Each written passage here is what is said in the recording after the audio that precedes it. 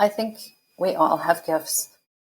And I think that we are so busy running through life and just trying to get through the day, because our lives are, for the average North American, certainly, and in Western society, we're always running. And it's not until you stop that you're able to hear that inner voice that can be your guide and help open up the gifts that you have within yourself.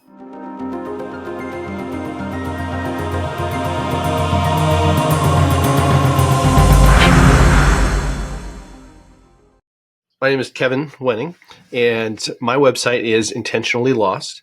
I've been traveling, taking photos, doing bike trips across the world under that name for, 10 plus years now. And Monique wrote the book Lost Intentionally, which I finished reading and took a few notes on here, which I very much enjoyed from a perspective both as a traveler and as a seeker, I guess is the other word that I would describe, which has to do with both locations and outside and inside myself, I guess, as a seeker. Can you tell us what was your reason for writing the book, both for yourself and for us? Mm-hmm. Yeah, thank you. And thank you for the support on the book. And I love that the names of what we do intersected the way they did and brought us together. I think that's just such a cool story. The book was actually downloaded on day 5 of a 10-day Vipassana. And a Vipassana is a silent Buddhist retreat, a meditation retreat. And I was about 2 hours into meditation, and the book just appeared. And I can't explain how or why. It just was there in an instant. And the title of every chapter and the concept for the book. And I just knew it was a gift that I needed to write the book. And at one point, I thought, if no one else reads it but my daughter, who's 20 now, I'm okay with that. I just felt like it was a story that needed to be told. And then eventually I made the decision when it was done to have it published. And it's the story. I mean, the subtitle is The Inner and Outer Journey of a Spiritual Nomad. And it's a story of my transition from working in the corporate sector to living this lifestyle that I have now, and kind of walking away from all attachments. I got rid of my house, everything in my home. I left a corporate job that I'd had for 20 years. And as you said, became a seeker, a nomad, a wanderer, some might say. Some might say homeless. It's interesting how all depends on your perspective, right? Exactly, and people want to define it in some way. In my circle of friends, it's a bit of an unusual way to live. But the circle that I'm traveling with now, this isn't uncommon in the world. There are a lot of people living this lifestyle, which I didn't realize at the time. And so the book is really, it's about that, but it's also about my spiritual journey along the way. So it includes a lot of travel, initially with my daughter.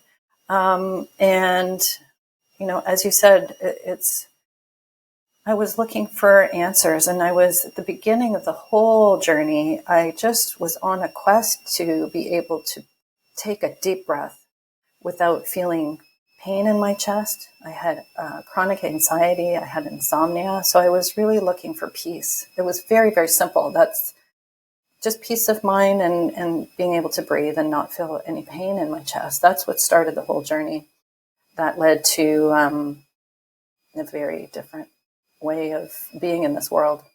You bring that out very well in the book, and you almost lay it out in two ways, like my life before, my standard life with my family and my work, and then it's almost like the shift into, now I know kind of what my purpose is or what I'm supposed to do next. So now I have to reckon with, do I let things stay the way they are, or do I pay attention to this thing that has come through me and share it for everyone else and go on the journey I think I'm supposed to go on next. That's what I got when I read through it, essentially. Yeah, yeah. And when you say, I know what my purpose is and I know what I need to do next, that sounds very grand, but it actually is like these micro moments or micro decisions. I've gone from trying to figure out the whole year ahead of me to just maybe a day at a time, a month at a time. And so and this is why I called it Lost Intentionally, because I don't know where I'm going. I don't know what the end of this looks like. I don't even know, January, this coming January, in a few months from now, where I'm going to be living. But it's trusting that I will know, and that's the difference. I lived a life where I needed to control everything and have everything mapped out. I had spreadsheets and contingency plans for contingency plans. It was very much my life before. So it was quite a transition to go into living where it's following the breadcrumbs, one at a time. And I don't know where they're leading, but I'm following my intuition, one breadcrumb at a time, one step at a time. So I'm going to read just a section here real quick off of page 73 that I think speaks to that caught my attention. My new mantra became, let it go. I became aware of how to stay grounded for myself and for others. I had a new awareness of when I was off balance and the tools to get back on track. Normally, this meant spending time barefoot in the forest in stillness, grounding with the earth and connecting with its healing energy. Being present with source energy and connection created more flow of spirit through me. It allowed me to feel more peaceful and hear my own wisdom and intuition more clearly. That's appropriate, I think, for what you were just talking about there. And you speak at a couple of points in the latter half of the book about how you started to recognize your maybe gifts, listening to that intuition. And I think not everyone has that necessarily. Was that something that you felt was always present in your life and maybe you ignored it in an earlier time in your life, and just through your experiences, you became more open to that? What do you think helped you pay attention to that and start to nurture that within yourself? I think we all have gifts.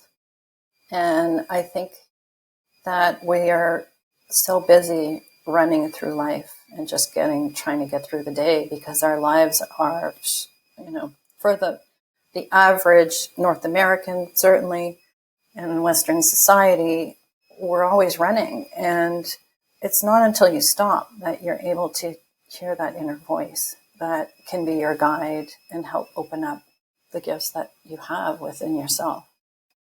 And so, to answer your question, yeah, it was always there, but it's always there for all of us. Just a matter of listening to it. So my practice is really all about slowing down. That's what I encourage people to do, is just slow down. And that might be different for everyone. Like for me, it was forest therapy that really helped me open my eyes to this, I call it the other than human world, or the more than human world. But for other people, it might be through their art. It might be through music. It might be through walking. It's everyone has, in the Buddhists call it the Dharma doors. The Dharma door is like a way, or the opening to your consciousness. I see that as, and you're probably familiar with the term parts work in psychology. No, I don't think so. Tell me. We realize different parts of ourself. Like within myself, I have an ego that I present to the world, and then I have me that's the photographer, me that's the traveler, me that's a father, a husband, a business leader, a whatever those parts are. And so I also grew up in a fundamentalist belief system, and there are parts of that I still really embrace. There are parts of that I'm trying to still figure out. And then there are other voices that are part of us that oftentimes we try to disregard because we don't want to listen to them. They don't serve our ego the way that we want to present ourselves to the world. So we stop listening to them. And for me, that's so that came through in your book too. When you finally open yourself up to, this is part of me, I'm going to listen to it and nurture this about myself with your yoga practice, with your Reiki, with the forest therapy, all of that. And the more that you do it for yourself, the more you have to give to other people, I think. Yeah, that's an interesting way of describing that. I guess it's part of it is our conditioning, or some people call it our programming. It's kind of like it's all there in us, and then being able to recognize, like, who am I? Who am I in my authenticity versus all of these roles I've taken on throughout my life? And it's kind of like an unfolding or an unveiling of all of these layers until you get right down to your true self. So did a lot of this happen because you think at a time and place in your life personally where these things were able to start being downloaded, coming through you? How did the travel become a catalyst for that? Well, my daughter and I started, when my ex-husband and I split up,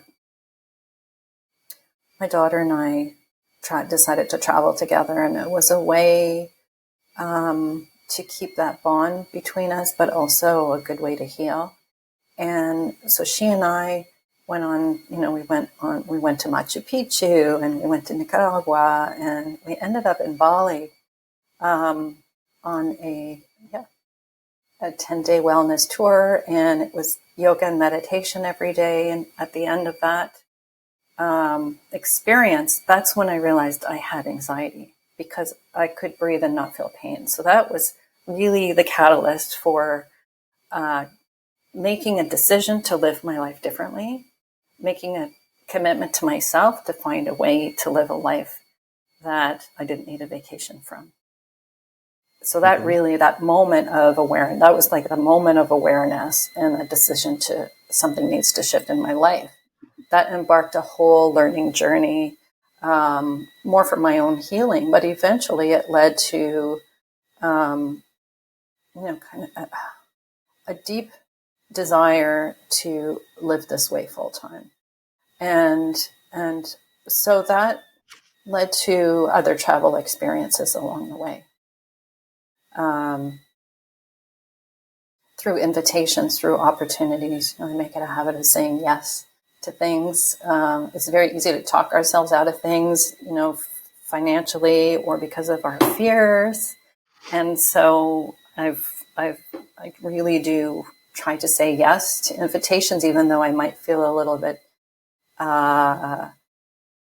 squeamish about going to a certain place I might be uncomfortable with. And just even saying yes to something new kind of pushes me out of my comfort zone a little bit. And that's where the growth happens. The ability to travel on my own. For the last year, I've been traveling solo, and before I was quite nervous about doing that. And now I'm feeling very comfortable. So that, the edge of my comfort zone keeps expanding and expanding and expanding.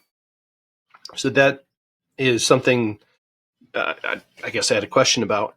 You seem to be somebody who's very high on the scale of openness to new ideas, new experiences.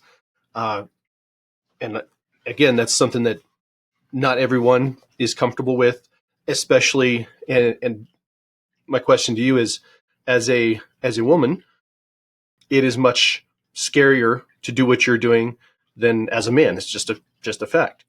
Are there practical things that you do to protect yourself, and like researching ahead of time, not putting yourself in certain situations, anything practical for people as a female solo traveler?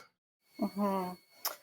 There's a really fantastic Facebook group that I joined last year. It's called Solo Women Over 50 Traveling in Style.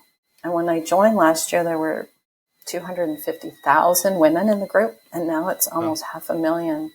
And this group, honestly, and there's lots of groups like this and communities. They're so supportive of each other. So, the one thing I was most worried about, as silly as it sounds, was losing my phone, because everything's on your phone, right? This is like your airline tickets, your itinerary, your insurance documents, your connection with the world. And I was worried about losing my phone. Yep. So this Facebook group, I put it out there, said, this is the only thing I'm really stressing about. And they suggested getting this lanyard. So it's just a tether. And I wear it all the time. And it's that, so luckily, knock on wood, I have not lost my phone. I've lost my debit card twice. So again, this just happened about 2 weeks ago. I just lost my debit card again.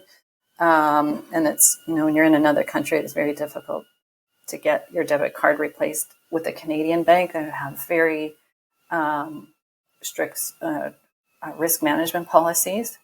Having worked at a bank for 20 years, so I understand them and the need for them, but, I need access to cash. So, but it hasn't freaked me out, and I think that I would say there are lots of things that you can do to keep yourself safe. I think it's just, the basic things are not to go out at night by yourself. When I do need to withdraw a lot of cash from an ATM, I make sure someone's with me. I don't do it alone. But I've been in a few situations where I think, I know there are things that I have done now that I wouldn't have done a few years ago. And even Sunday night, for example, I was in Porto just for one night, visiting some friends and picking up my suitcase, which my friends had stored for me while I was doing the Camino de Santiago. And the place I stayed was near the bus station, and it was sketchy. I mean, the house itself was lovely, and the pictures, with just like the pictures, but all around it was completely derelict buildings and abandoned buildings, which is, I didn't realize, I did some research after. 1 in 5 homes in Porto are abandoned. And so this was not a great neighborhood for me to be in by myself. So I decided to take an Uber back from my friends. Instead of walking, it would have been very easy to take the bus and then walk down this road with my suitcase. But I thought, no, I'll take an Uber or I'll get dropped off right at my door. And so it's just kind of being cautious about these things and being aware. And the one thing I've found is there's always someone around to help. That's the beauty of travel. You've traveled a lot, Kevin, so you know this too, I'm sure. Like you just meet really great people, and I've had very few issues traveling on my own. When I do have an issue, the new me sees these as challenges that are teaching me a lesson. There's always something for me to learn and grow from. So it's a different way of looking at problems as they arise. Yeah. I think the biggest thing I learned about being a solo traveler is there are always people around. Somebody's always willing to offer to help you. But your radar gets more tuned to, this person's trying to take advantage of me. This person will actually help me, and that the energy you give out is what you get back. So if you, I don't know, just knowing the right people to spot to actually help you or go out in a group with people so you're safe. It seems you've mastered that by now. Yeah, it's you're right. You are more aware. It's like that's your spider sense. You get. I 100% rely on how I'm feeling, like my body, and how it's almost like my energy is responding to a situation, a place, a person. And I don't think I know for sure I was not that in touch before. I think travel has certainly heightened that, but also living more mindfully certainly heightened that. awareness. Yeah. Different senses are available to you when Yeah. you practice them and pay attention to Yes. them. Yes. Since we wandered into the the travel conversation a bit, I have two specific questions that came from the book. One was about wherever you go. I won't read it, but something about how you everywhere you go, you like to contribute something, donating or helping physically. Is that something that you try to plan into trips specifically, like you're going somewhere to be a helper, or do you look for that when you get there and just see what their needs are and kind of adapt as you go? Yeah, that's such a great question, and I think it's so important. I don't plan trips specifically to do that. I know there are a lot, there's workaways, there's woofing, there are lots of volunteer travel opportunities. I like to be part of a community, and then when I'm in that community, I look for opportunities to contribute. And I talk about this in the book. It's such a simple thing, but even just picking up garbage, is it like today I was walking on the beach and I just picked up. I always have a bag, and I'm always picking up garbage along the way, just to try to leave the place better than I found it. And this event with the school kids tomorrow, that's my way of Mhm. supporting the community. And I was at the gym this morning, and I noticed in the arena they were setting up. They were doing a collection for Valencia because there was that really terrible storm last week, and in Spain, All the flooding, that big yeah. flood. Yeah, and so they're collecting food and water and shipping that out to Valencia. So my plan is to go and help out at the community center tomorrow after the tree event at the Hmm. school. So it's kind of just just noticing what might be happening in the community and contributing in whatever way is available. I also find that I'm a Reiki master, so I share that Reiki energy healing when needed. Even when I was on the Camino a few weeks ago, I was walking with an older gentleman who was really struggling, and so as we were walking, I was giving him Reiki, and it's kind of just like supporting in that way, or even having conversations with people. There's a lot of people that want to have a change in lifestyle and are afraid to make the shift, or they don't know anyone like me. I'm the first person like me that they've met who is Hmm. living this untethered life, and it's something they're craving, but they're afraid to make the change because of, like we were talking about, the conditioning or how they were raised and the expectations of a career and family and buying a home, and so I find myself often having conversations with young people who are deeply craving a different way of being in this world. And I'm also a coach, and so I'm happy to have those conversations with people I meet along the way, and sometimes we continue on with the professional relationship later on, and sometimes we don't. We just keep in touch, and I just love that. When you say young people are looking for that different way to live their life, what age range are you talking about that you're having those conversations with? I think people in their 20s and 30s, maybe even early 40s, but definitely people I think I would say the folks I talk to are really struggling the most and feeling a little bit lost are in their 30s. Hmm. They've gone to school and university, they've started their first careers, and they're feeling like, wow, there's got to be more to life than this, but they are not sure what that might be for them. One other question that came out of what you just talked about, you when you give Reiki to people that you're in proximity to or working with, do they have to be welcoming of that, or is that something that you do without their knowledge? You always have to ask them for their permission first. Mm-hmm. I'm aware of many different types of practices like that, and some distance healing is we can use weird vocabulary here. You'll understand. Is oversoul to oversoul, and some is individual to individual. Uh, where Yeah. if I'm communicating directly with their oversoul, then talking to that person directly, I don't know, they're different energies and different ways of working with people.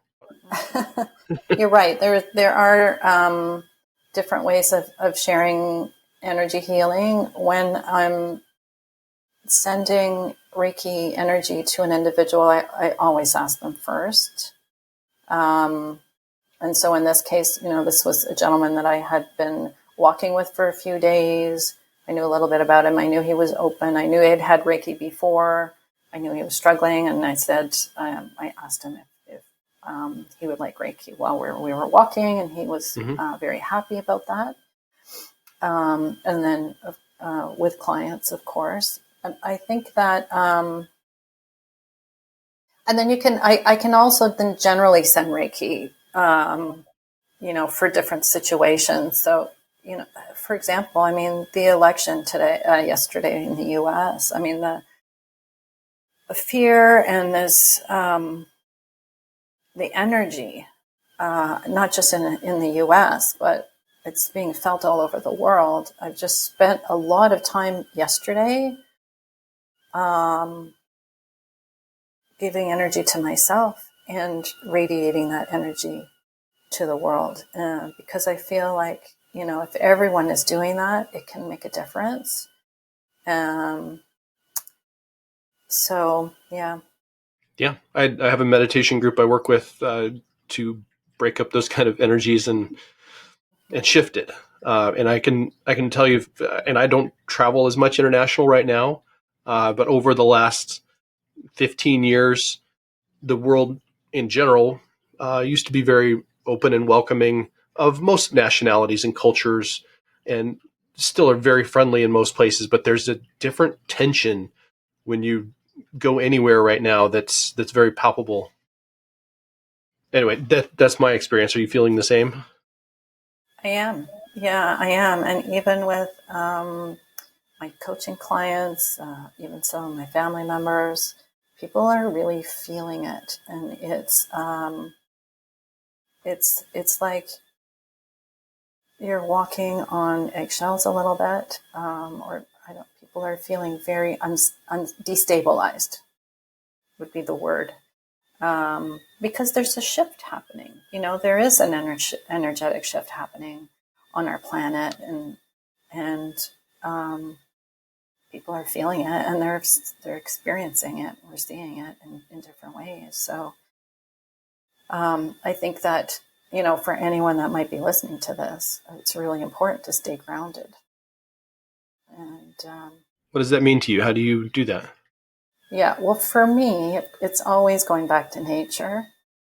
The one thing that works for me the most is taking off my shoes and walking bare feet on the earth, spending time with the trees, or on the beach, and even I'm just kind of bringing myself there, imagining myself rooted to the earth, you know, feeling your roots are growing out of your feet into the earth and just being connected to the earth. Thich Nhat Hanh, one of my Buddhist teachers, talks about interbeing and how we are all connected.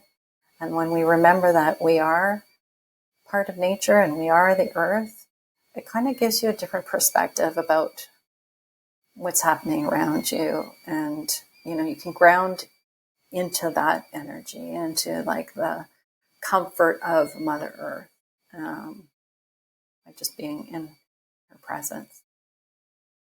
The grounding and the forest therapy, is that something that was introduced to you by another practitioner, or something you discovered and then went in search of learning more about it? How did that come into your life? Yeah, that's probably one of the first examples of the inner knowing, just knowing it was something I had to do. Before the pandemic, my partner and I, we were looking at going to Japan to do the Komodo Kodo pilgrimage. There's this ancient pilgrimage route. And then the pandemic hit, and we obviously didn't go.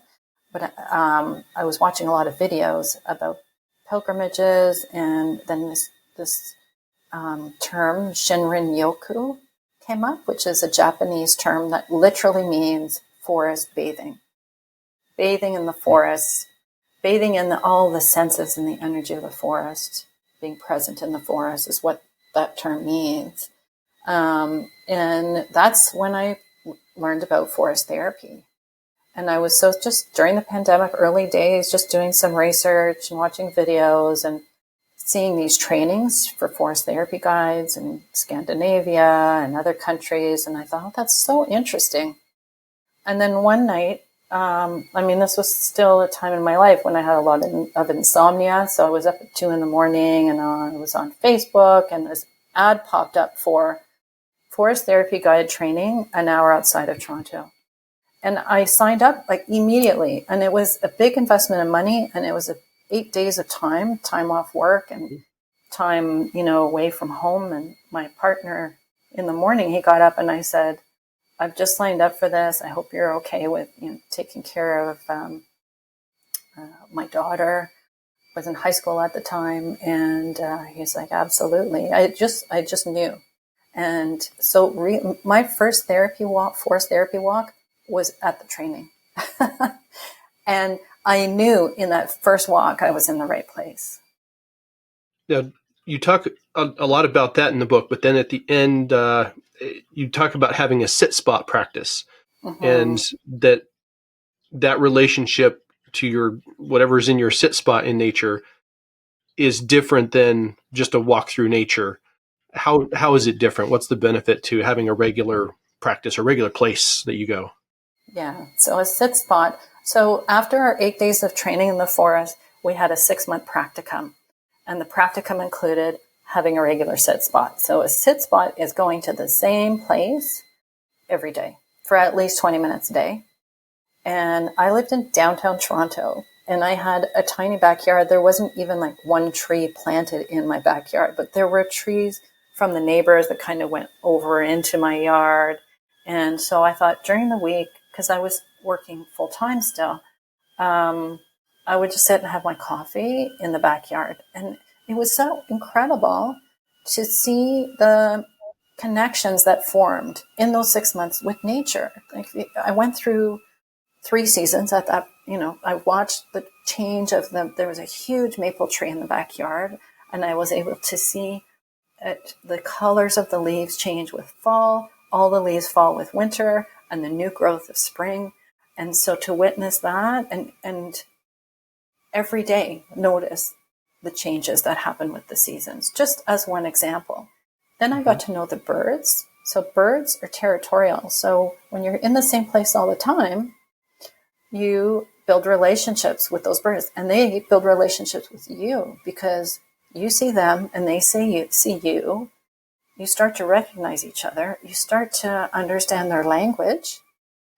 So when they're singing, they're happy, life is good. But when they're, doing that sharp call, they're warning each other of danger. And I could hear the call, and I'd go, oh, something's going on. Oh, there's the cat, right?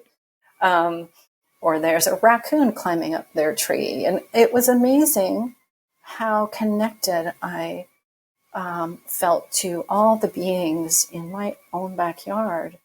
I got to know a squirrel. I named him Stanley. He became a little bit of an Instagram celebrity for a while. He'd come and visit me. And then on the weekends, I would go into a park where there was more of a forest and bigger trees, and I would spend that time there as well. And so a sit spot is a beautiful practice, and it's a way of you becoming a part of the ecosystem. And you become accepted in that ecosystem by all the beings in that environment. And it is a wonderful way to really experience the more than human world.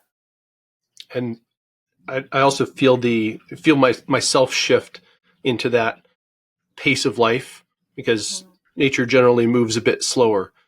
A tree's been there maybe for hundreds of years.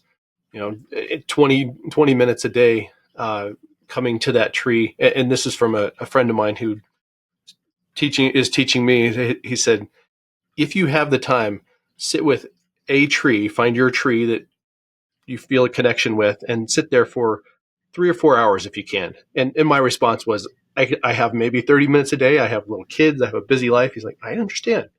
But if you can manage it, and the 20 minutes a day, I've been practicing that. And you're right. I, I sense the place differently. And then my body and my breathing kind of slows to the pace of what's going on around me. And Yeah. I feel a shift. Yeah. When you're traveling, and let's say you've been on a train today and a plane yesterday, and you're just kind of in transition mode from place to place, do you start to feel that disconnection and need to go out and sit under a tree for a bit? Mm-hmm.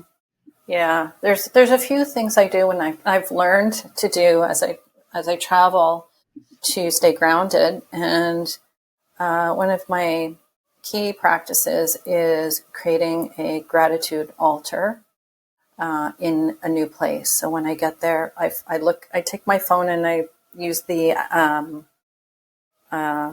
compass to figure out where's north, where's south. So even just like directionally getting myself oriented in that place. And then I draw a line in the sand if I'm on a beach. Or if I'm in a forest, I take 2 branches and mark the north, south, west, east. And then I just find what's around me and I create a beautiful mandala. So it might be made with leaves or stones or shells or flowers, but it's whatever's on the ground. And in a way, it's like a co-creation with Mother Earth, because she presents the items and then I use them to create something. And then I do a little bit of a meditation where I greet each of the 4 directions. So I stand in the north, and the north is earth. And this is like the Celtic medicine wheel, and different traditions have different, elements to go with the 4 directions. But I go around each of the 4 directions and I greet the earth, the air, the fire, and the water, and the spirit is in the center. So this has been really helpful for me to feel oriented to a new place and grounded in a new place. And it's been really, really fun.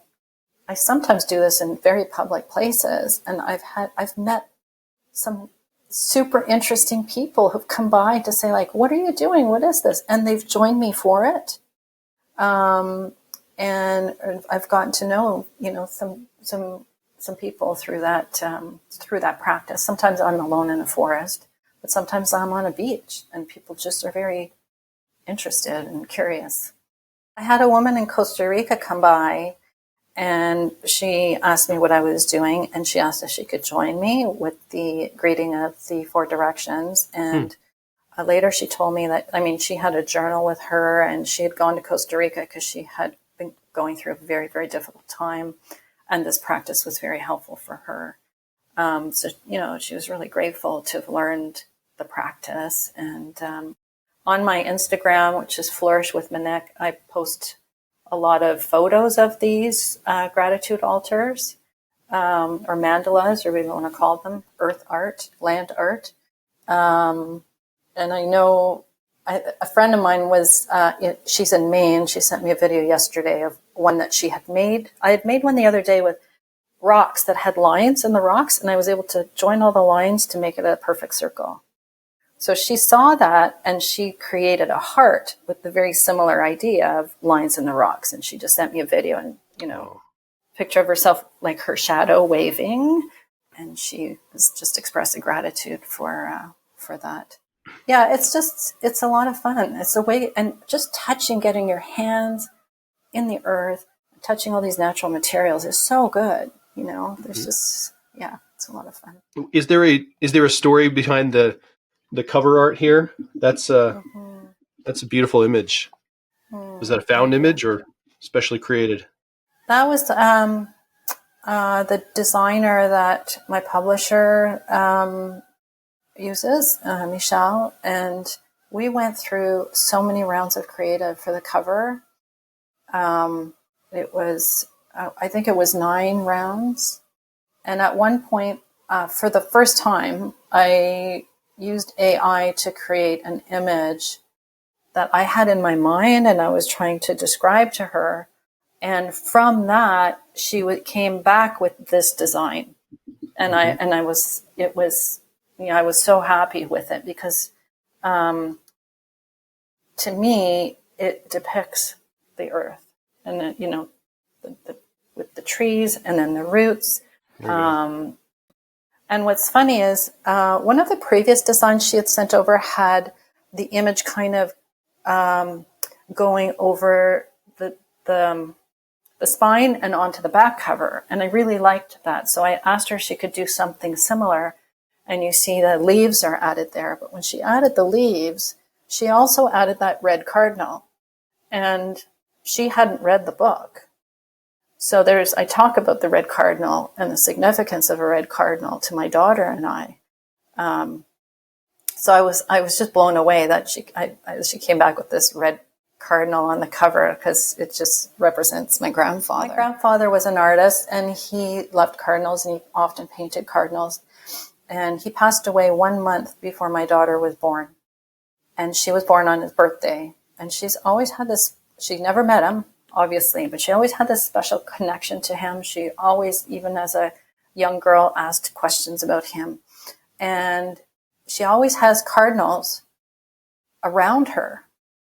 We had a house in Toronto and they would kind of sit on this wire in the backyard and it was like they were watching her. So that it was just, I always felt that it was his presence. So there's this just special connection with cardinals and my daughter. So for the designer to add a red cardinal to the cover, not knowing that was such an important part of our story, was really special to me. Yeah, and especially,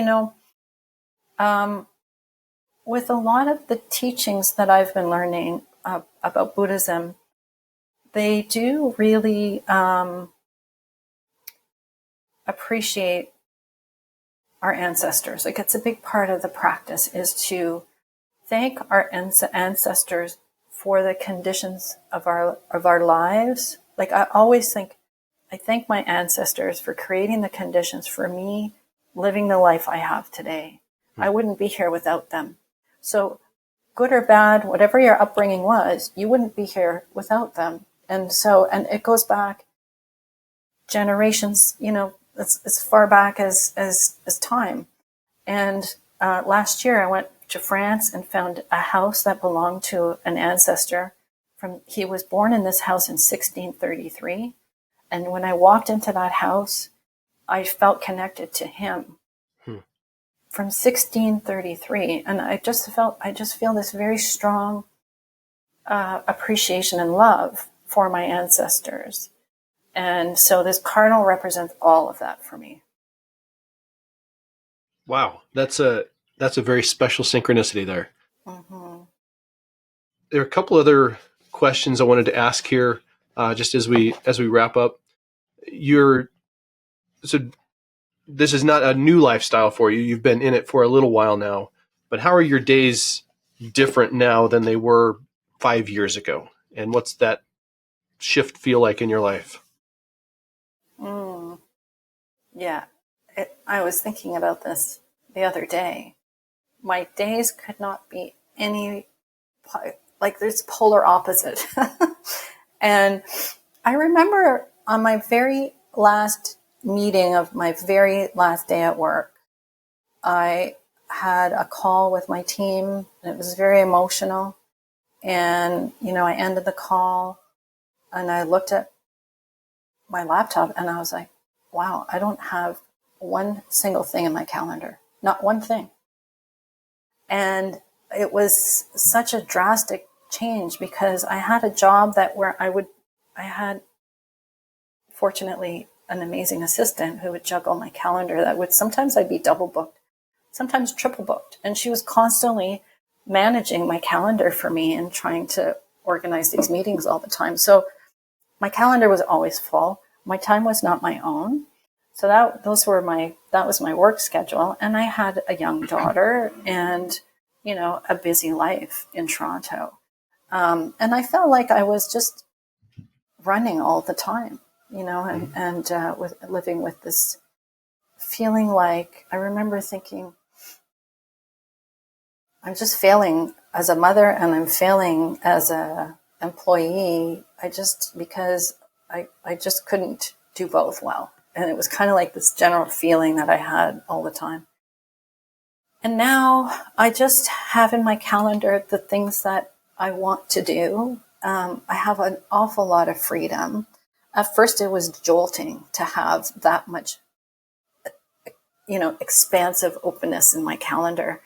The first month after leaving the bank, I spent a month in Costa Rica, and my partner and I were just trying on this, remote lifestyle to see how that felt. He's a coach, so he can work anywhere, and I was just, landing the plane, as he referred to it, and I spent every day at a yoga retreat center, and it was just. It was a difficult transition at first, to go from just being so busy to being like completely the opposite.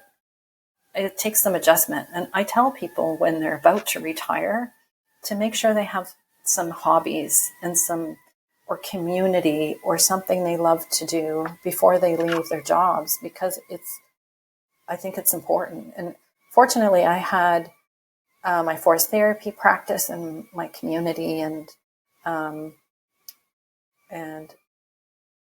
that was very helpful. And then I started writing the book, and that kept me focused on that for, actually it took me 2 years to finish the book.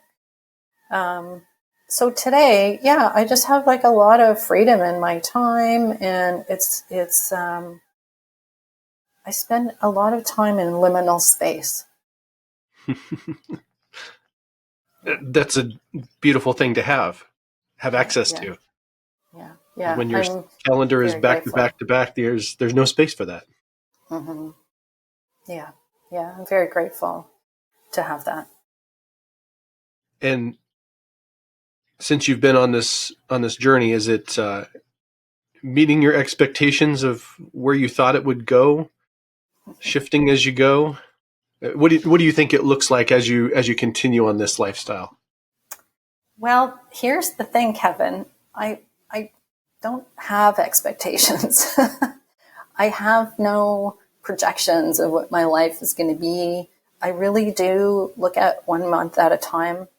There are some things that are that I factor in. My parents are aging and will need some support at some point soon.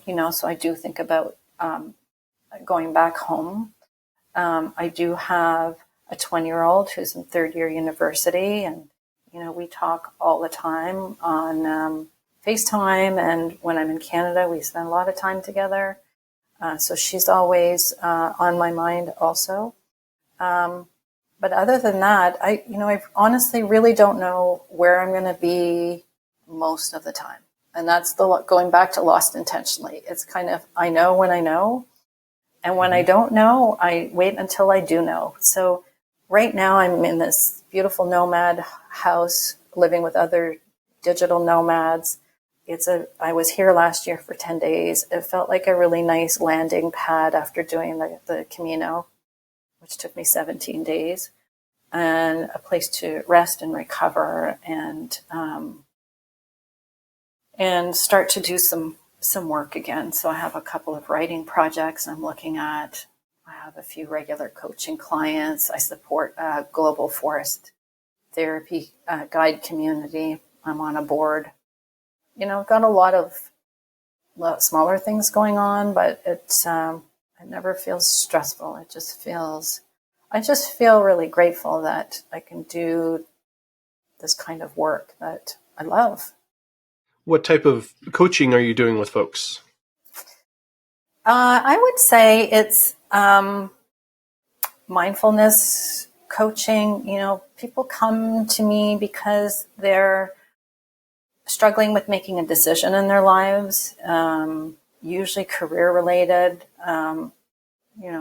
like me, feeling a lot of anxiety or putting pressure on themselves at work. And it kind of starts there, but it ends up going into a lot of mindset work, and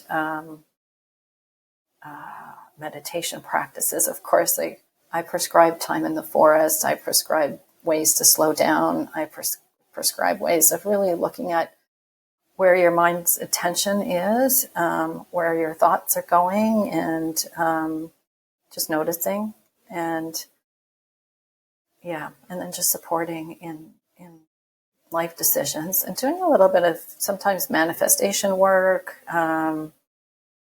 It's hard to define exactly. It's wherever the client is and what they need. So you have your hands in several things that keep you interested and growing. It's not like you're just randomly, let's go here and see what happens. Mm-hmm. There's some purpose to why you go the places that you go, and the project that you just ended, the walking the Camino. What was that experience like? Mm-hmm. So for those who don't know, the Camino de Santiago is an ancient pilgrimage. People have been doing it for 800 years, all through Europe, and everyone is walking to Santiago de Compostela, which is just an hour from where I am here in Spain. And it's the cathedral where the remains of St. James are apparently located.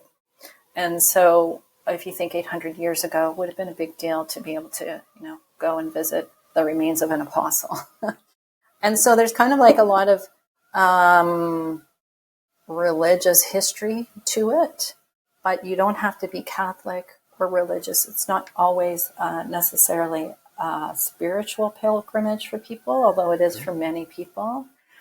People do it some people do it because they just have a problem they're trying to solve. And the idea of just walking for 2 or 3 weeks and the simplicity of just walking on a path it helps them clear their minds. So I started in Porto. You can start in France. You can start in Spain. You can start.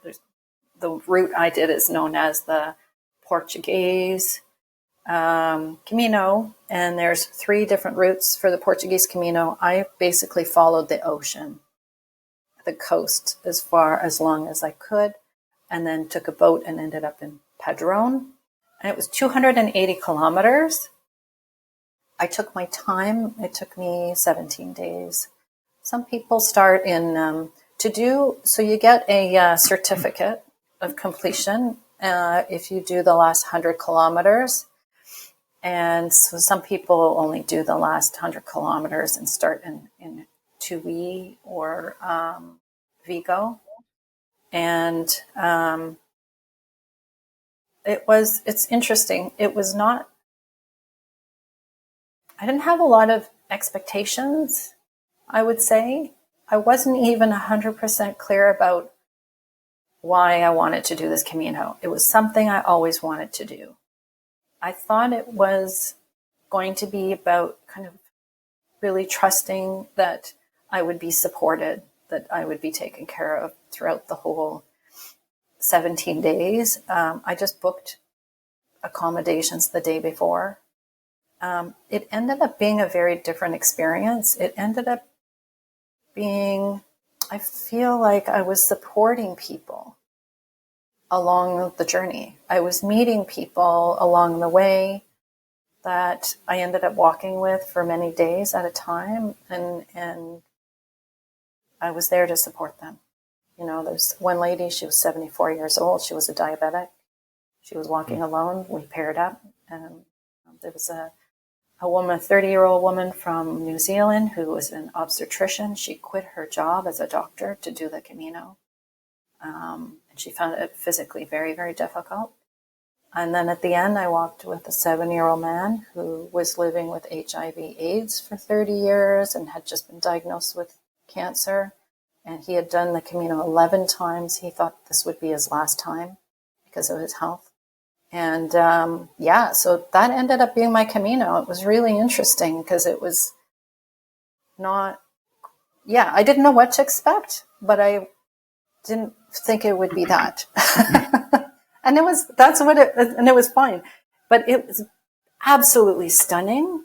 And parts of it were very emotional. And I thought I would be alone a lot more than I was. I was never alone. And that's the thing. That's the beautiful thing about the Camino, is everyone is there walking in the same direction. You just follow these yellow arrows that show you where to go. And people would pull over in their cars and say, like, Bon Camino, like local people. It was just so beautiful. And we would say, someone might walk faster than you, walk by, Bon Camino, Bon Camino. Like, it was just, and it's like you belonged, you were accepted for who you were. And I just remember thinking, if only the whole world was like this, because I went back to Santiago where it all finishes. Everyone kind of walks these routes together, and then they end up in the same place, and then it's over, right? And I went back after, not as a pilgrim, but just as a normal person. So everyone knows you're a pilgrim because everyone's wearing, and I'll just show this to you here. Sure. This, I have it right here. This shell. The shell is the symbol that you're on the pilgrimage, and people wear them on their backpacks, or they'll wear them like this. And so when I went back just last Monday, a few days ago, I was in Santiago again, and I didn't have my backpack or my little shell. I was just like everyone else, and it was just a different experience. It's like, oh, I'm back in the regular world and not in this like beautiful Camino world. Where everyone, it's just a beautiful experience. Yeah, you have cheerleaders. When we're biking in other countries, especially as a group, people along the side of the road want to high five you, or they'll cheer you on. It's kind of that same like camaraderie. You feel like somebody's cheering you on towards wherever you're going. Yeah, yeah. And I'll just share this because I didn't know this. The shell and the sign, there's yellow signs everywhere with the shell, so this is the route to go. The shell means there are like 8 different routes to get to Santiago. This is Santiago. Okay. So these are all the routes to get to Santiago. And then after, everyone leaves and goes back home, super right? Cool. So the shell, I just love that as a symbol of the pilgrimage, yeah. That's some beautiful symbolism. Absolutely. That is just the latest of her journeys, and we didn't get to talk about your experiences in Bali, training for and climbing Kilimanjaro, the labyrinth in Costa Rica. Lots of good journeys for people who are interested in picking up the book, and I recommend doing that and giving it a read. One question to wrap up here. In the space that you're in now in your life, do you find that you are trying to create more structure in your days, like going back to that, and do you have to find that you have to keep giving yourself permission to create that opening and that liminal space to let things flow through you and just to discover?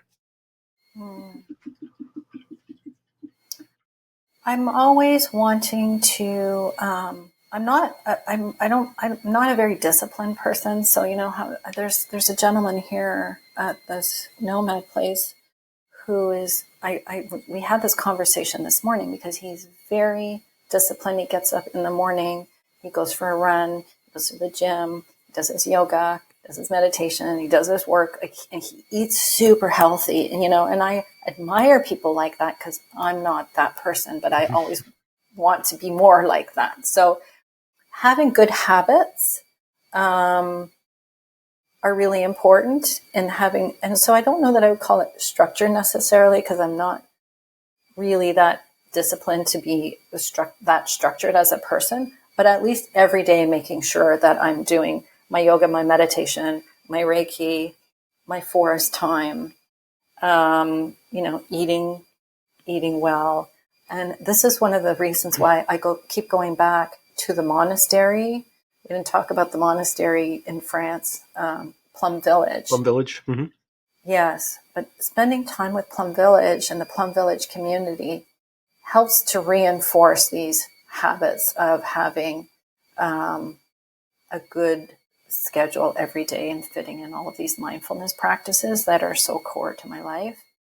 And trying to do at least once a year one of Vipassana, a silent retreat, which is really where, for me, I really get to know myself and my mind and where my mind's attention is going, and helping to kind of retrain my brain to be more focused, and so really staying connected in that way. So yeah, I think it's just I'm not looking for more structure from a work perspective, but certainly in the habits, in the daily habits, and making sure I have good mindfulness habits. That's beautiful. You created those habits that make it something that you have created a lifestyle that you don't need a vacation from. Yes, exactly. I think we can wrap it up there. Thank you so much, Monique, for the conversation, and do hope people will go pick up your book and join you as well if they need some Reiki sessions or personal coaching. Thank you, Kevin, and thank you so much of your support of Lost Intentionally and what I'm doing. Really appreciate it. It's been my pleasure.